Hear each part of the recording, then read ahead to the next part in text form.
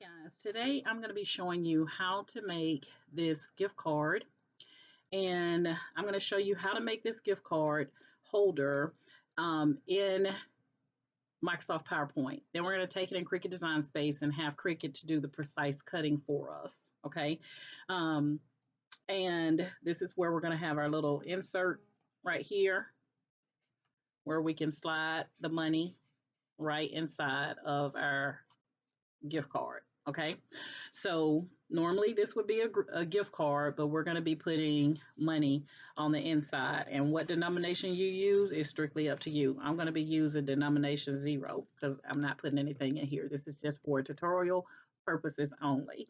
So Kim, don't be contacting me for your $100. Okay.